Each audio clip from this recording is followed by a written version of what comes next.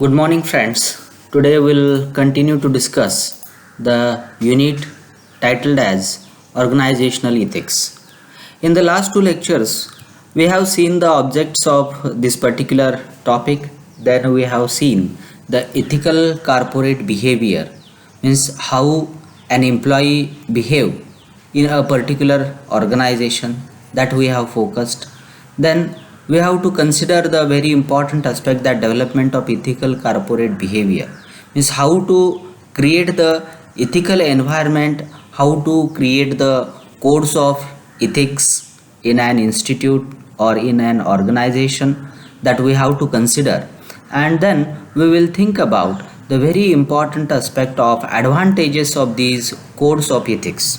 See that there are many more advantages of codes of ethics. We can follow these codes of ethics and develop that institute in a proper way. At the same time, we can use that particular code of ethics for the avoiding the pressure of malpractices or pressure of the negative forces outside that particular institute. So these are some of the advantages of the codes of ethics, in which we can see that we can use the codes of ethics for the strategic decisions. Means we have to make these codes of ethics for making the decisions which are very much important to define the strategy of the institute. लक्षात ठेवा मित्रांनो की एखाद्या इन्स्टिट्यूटचा decision घेत असताना त्या इन्स्टिट्यूटची काय strategy आहे, काय धोरण आहे, हे लक्षात घेणं अत्यंत महत्त्वाचं आहे. आणि हे धोरण जर लक्षात घेतलं तर त्या ठिकाणी डिसिजन घेण्यासाठी त्याचा फायदा होऊ शकतो. This is also one of the important advantages of the codes of ethics. Okay, then codes of ethics can be used to optimize the public image and the confidence of the organization. लक्षात ठेवा, एखाद्या व्यक्तीचा confidence वाढवणं आणि एखाद्या इन्स्टिट्यूटचा confidence वाढवणं याच्यामध्ये बराचसा फरक आहे, बरीचशी तफावत आहे. काय नेमकी तफावत आहे किंवा काय नेमका फरक आहे? लक्षात ठेवा, व्यक्तीचा कॉन्फिडन्स कधी वाढू शकेल तर त्याचा वैयक्तिक अभ्यास खूप होत असेल किंवा वैयक्तिक तो कष्ट खूप घेत असेल तर त्याचा कॉन्फिडन्स वाढेल. तसंच एखाद्या इन्स्टिट्यूटचा मार्केटमधला कॉन्फिडन्स कधी वाढेल की ज्यावेळी त्यांचं प्रोडक्ट, ज्यावेळी त्यांनी दिलेलं जे प्रोडक्ट आहे ते प्रोडक्ट मार्केटमध्ये चांगल्या पद्धतीनं चालत असेल तर त्यांचा कॉन्फिडन्स डेफिनेटली वाढायला पाहिजे. मग हे प्रोडक्ट चांगल्या गुणवत्तेचं येण्यासाठी त्या कंपनीच्या एम्प्लॉईजमध्ये काही ना काही नियम किंवा काही ना काही कोड्स ऑफ इथिक्स त्या ठिकाणी असणं गरजेचं आहे, की जे आपल्याला डिफाईन करणं अत्यंत आवश्यक असतं आणि हे या ठिकाणी आपल्याला लक्षात घेणं गरजेचं आहे. So these are some of the codes of ethics which we have discussed in the last lecture. आपण हे मागच्या लेक्चरमध्ये पाहिलेलंच आहे. आता development of ethical corporate behaviour. आता या ठिकाणी हे जे इथिकल कॉर्पोरेट बिहेवियर आहे म्हणजे आपल्याला त्या इन्स्टिट्यूटमध्ये एक चांगल्या प्रकारचं वातावरण तयार करणं आणि तिथल्या प्रत्येक एम्प्लॉईला त्या ठिकाणी चांगल्या पद्धतीनं त्या इन्स्टिट्यूटमध्ये कॉन्ट्रीब्यूट करायला लावणं, ह्या गोष्टींसाठी आपण त्याला इन्कल्केट करायचं आहे किंवा त्याला एनकरेज करायचं आहे. आणि हे जर एनकरेज केलं आपण, हे त्याला प्रोत्साहित केलं तर डेफिनेटली आपण त्या ठिकाणी एक इथिकल कॉर्पोरेट ॲटमॉस्फिअर क्रिएट करू शकतो असं म्हणायला काय हरकत नाही. आता बघा ह्याचा फायदा काय आहे किंवा ह्या ॲप्रोचचा नेमका कशा पद्धतीनं वापर करता येऊ शकतो. This approach explores the various kinds of the ethical issues that can arise in the business and society. Business activities should be conducted in such a way that they do not cause any harm to the society. The various ethical issues that can arise in the business and society are. आता कोणत्या प्रकारचे issues किंवा कोणत्या प्रकारचे problems त्या ठिकाणी create होऊ शकतात की ज्याचा डायरेक्ट कोड ऑफ इथिक्सशी संबंध आहे किंवा डायरेक्ट कनेक्शन आहे. पहिला प्रश्न आहे किंवा पहिला प्रॉब्लेम संभवतो तो म्हणजे एम्प्लॉई राईट्स, म्हणजे त्या ठिकाणी काम करणाऱ्या कर्मचाऱ्यांचे अधिकार, त्याच्या अनुषंगानं प्रॉब्लेम क्रिएट होऊ शकतो. इथिकल बिझनेस कंडक्ट्स, आणि त्याचबरोबर त्या बिझनेस चालवत असताना कोणत्या पद्धतीनं त्या ठिकाणी वागण्याची नियमावली असली पाहिजेत याच्या अनुषंगानं सुद्धा प्रॉब्लेम क्रिएट होऊ शकतात. एन्व्हायरमेंटल प्रोटेक्शन, त्या कंपनीच्या आजूबाजूला जे एन्व्हायरमेंट आहे त्याचं रक्षण करणं किंवा त्याचं प्रोटेक्शन करणं हाही इश्यू क्रिएट होऊ शकतो. चाइल्ड लेबर इन बिझनेस, तिथं चाइल्ड लेबर काम करत तर नाहीत ना, नेमका काय विषय आहे हे लक्षात घेणं गरजेचं आहे. Discrepancies in the wages of the women employees, म्हणजे स्त्रिया जर काम करत असतील आणि त्यांच्या वेतनामध्ये, त्यांच्या पगारामध्ये जर फरक असेल तर त्याच्या अनुषंगानं काही प्रॉब्लेम क्रिएट होऊ शकतो. बॉन्डेड लेबर म्हणजे काही कॉन्ट्रॅक्टवरती त्या ठिकाणी कर्मचारी किंवा कामगार काम करत असेल तर त्याच्या अनुषंगानं प्रॉब्लेम क्रिएट होऊ शकतो. एक्सप्लॉयटेशन ऑफ अनऑर्गनाइज्ड लेबर, काही अशा संघटना असतात किंवा काही असे मजूर असतात की ज्यांची संघटना नसते किंवा ते अनऑर्गनाइज्ड असतात, ते एकत्रित नसतात आणि यांची पिळवणूक होते की काय, अशा अनुषंगानं सुद्धा प्रॉब्लेम क्रिएट होऊ शकतो. मिनिमम वेजेस, कमीत कमी वेतन, अशा अनुषंगानं सुद्धा प्रॉब्लेम क्रिएट होऊ शकतो. आणि शेवटचा आहे obligation of the large and multinational corporations, आणि वेगवेगळ्या मल्टीनॅशनल कॉर्पोरेशनचं जे काही बंधनं असतात तर त्याच्या अनुषंगानं सुद्धा प्रॉब्लेम क्रिएट होऊ शकतो. मित्रांनो, हे जे पॉईंट्स आहेत ह्या पॉईंटच्या अनुषंगानं प्रत्येक इन्स्टिट्यूटमध्ये काही ना काही प्रॉब्लेम क्रिएट होण्याची शक्यता असते आणि त्यासाठी आपल्याला कोड ऑफ इथिक्स चांगल्या पद्धतीनं डिफाईन करणं गरजेचं असतं की ज्यामुळं कोड ऑफ इथिक्सचा वापर अशा पद्धतीचे प्रॉब्लेम्स क्रिएट होऊ नयेत याच्यासाठी त्याचा आपल्याला वापर करता येऊ शकतो. So let us see the next important point, which is titled as analyzing existing practices and framing a code of conduct. लक्षात ठेवा, आपल्याला कोड ऑफ कंडक्ट डिफाईन करायचा आहे, तयार करायचा. तर त्याच्यासाठी आपल्याला सध्या कंपनीमध्ये कोणत्या प्रॅक्टिसेस केल्या जातात, कशा पद्धतीनं कंपनी चालवली जाते, कंपनीचं मेकॅनिझम काय आहे, कंपनी कशा पद्धतीनं रन केली जाते, कंपनीची चालवण्याची पद्धती योग्य आहे का अयोग्य आहे याच्यावरती विचार करणं गरजेचं आहे. कारण जर त्याच्यावरती विचार झाला तर डेफिनेटली आपल्याला त्याचे कोड ऑफ कंडक्ट डिफाईन करत असताना, तयार करत असताना त्याचा वापर करता येऊ शकतो. आता त्याचे बेंच मार्किंग काय आहेत बघा. Let us see the bench marking. Bench marking म्हणजे काय की एक स्टँडर्ड पॅरामीटर की ज्या पॅरामीटरपर्यंत आपल्याला पोहोचायचं आहे किंवा त्या पॅरामीटरपर्यंत त्या प्रमाण गुणवत्तेपर्यंत आपल्याला पोहोचायचं आहे, त्याला आपण बेंच मार्किंग म्हणतो. Benchmarking is one of the trends or the perspectives that can be used by the management for the purpose of the organizational development. Benchmarking can be defined as a process of comparing the works and service methods against the best practices and the best outcomes. मी जे मगाशी म्हणालो की एका विशिष्ट स्टँडर्डची जी गुणवत्ता आहे ती जर अचीव करायची असेल किंवा विशिष्ट स्टँडर्डच्या प्रॅक्टिसेस तुमच्या कंपनीमध्ये कंडक्ट करायचे असतील तर निश्चितपणानं त्या ठिकाणी काय करायला पाहिजे, आपल्याला एका स्टँडर्डपर्यंत जाऊन पोहोचायला पाहिजे. ते डिफाईन करायला पाहिजे काय स्टँडर्ड आहे, नेमकं किती गुणवत्ता असली पाहिजे म्हणजे आपल्याला ते स्टँडर्ड म्हणता येऊ शकतं. तर ह्याच्यासाठी आपल्याला बेंच मार्किंग प्रत्येक इन्स्टिट्यूटमध्ये, प्रत्येक संस्थेमध्ये त्या ठिकाणी ठरवलं पाहिजे. Benchmarking basically focuses on identifying the changes that can result in the higher quality output by incorporating the different organisational behaviour techniques.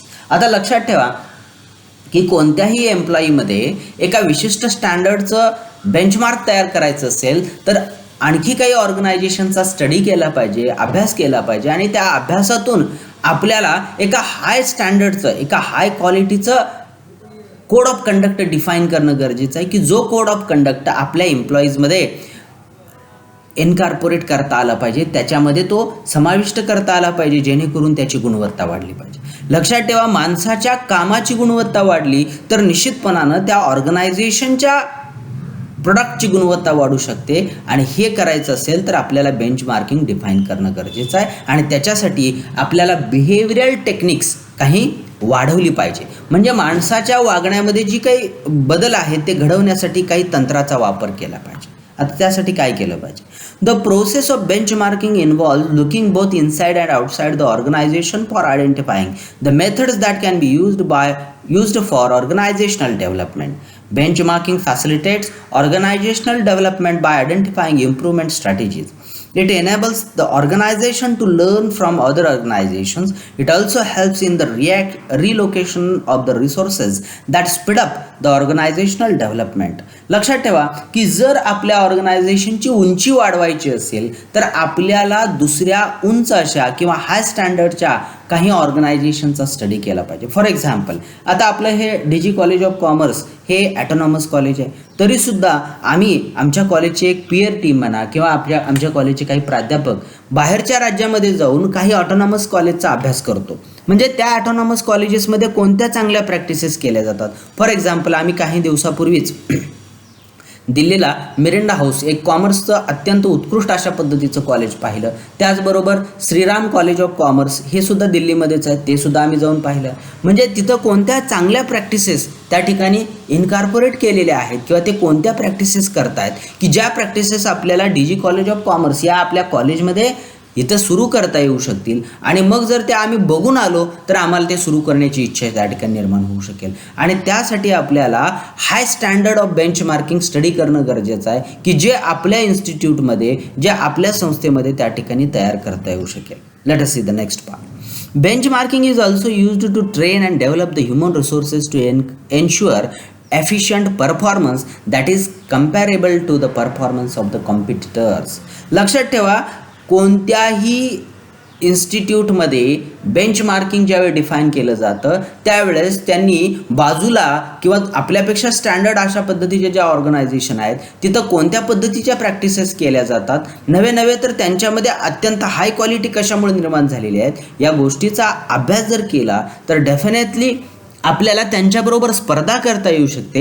आणि नुसती स्पर्धा करून चालणार नाही, तर आपल्याला त्यांच्या स्टँडर्डपर्यंत पोहोचवता आलं पाहिजे. जर आपण पोहोचू शकलो तर निश्चितपणानं आपल्या ऑर्गनायझेशनल बिहेवियरमध्ये आपण चेंज केलेला आहे, आपण बदल केलेला आहे असं म्हणायला काय हरकत नाही. लक्षात ठेवा, तुमच्या स्पर्धकाचा परफॉर्मन्स काय आहे हे जर तुम्हाला ॲनालाइज करता आलं, हे तुम्हाला माहिती घेता आली किंवा त्याचा स्टडी करता आला तर डेफिनेटली तुम्ही तुमच्यामध्ये तो परफॉर्मन्स, ती क्वालिटी, ती गुणवत्ता त्या ठिकाणी तयार करू शकता.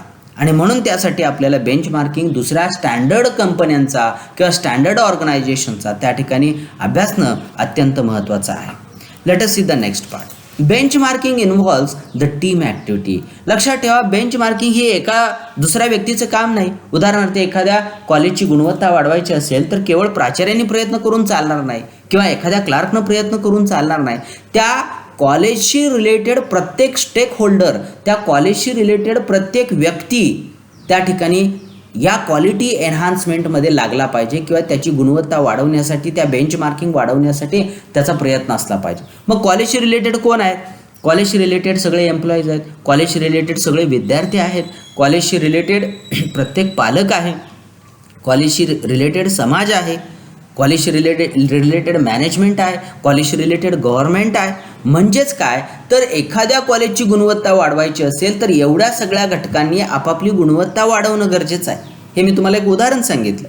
तसंच एखाद्या प्रायव्हेट कंपनीची जर गुणवत्ता वाढवायची असेल, त्यांचं जर बेंचमार्किंग वाढवायचं असेल तर ती एक टीम ॲक्टिव्हिटी आहे. मग ही टीम ॲक्टिव्हिटी कशा पद्धतीनं होऊ शकते बघा. एखादी कंपनी कोण सुरू करतं, तर कंपनीचा मालक सुरू करतो, त्यानं त्याची गुणवत्ता वाढवली पाहिजे. त्याचबरोबर त्या कंपनीमध्ये आणखी कोण आहे, तर कामगार काम करतात, त्या कामगारांनी त्यांची गुणवत्ता वाढवली पाहिजे. त्या कंपनीशी आणखी रिलेटेड कोण आहे, ग्राहक आहे, त्या ग्राहकांनी सुद्धा आपली गुणवत्ता वाढवली पाहिजे. म्हणजेच काय, ग्राहकांनी गुणवत्ता वाढवायची आहे म्हणजे काय, जर कंपनी तुम्हाला हाय स्टँडर्डचं प्रोडक्ट हातात देत असेल तर ग्राहकांना सुद्धा हाय स्टँडर्डचं त्या ठिकाणी पेमेंट किंवा हाय